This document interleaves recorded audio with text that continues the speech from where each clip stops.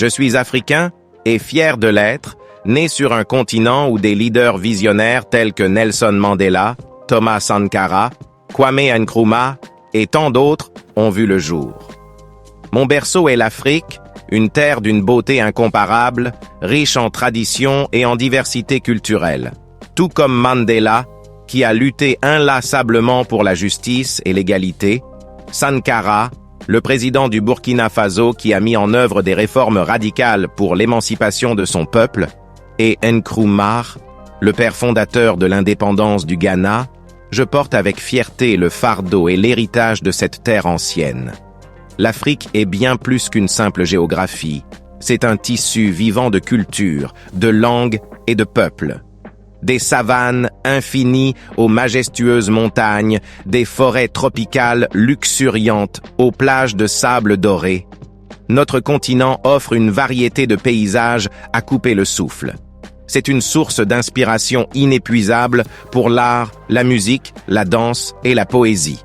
Mais aujourd'hui, parmi les figures contemporaines qui suscitent l'admiration et l'espoir, il y a Ousmane Sonko. En tant qu'homme politique engagé, il porte la flamme de l'espoir pour un Sénégal et une Afrique meilleure. Son dévouement à la justice, à l'équité et à la transparence en fait une source d'inspiration pour de nombreuses personnes dans son pays et au-delà. L'histoire de l'Afrique est une toile tissée de lutte et de triomphe. Et Ousmane Sonko est une partie de cette toile, une figure qui incarne la poursuite constante de l'amélioration et du progrès. En tant qu'Africain, je marche sur les traces de ces grands héros du passé et je m'inspire du dévouement de leaders contemporains tels qu'Ousmane Sonko, tout en traquant mon propre chemin vers un avenir où l'Afrique continue de briller d'une lumière éclatante, un continent et un pays qui inspire et unissant le monde entier vers un avenir meilleur.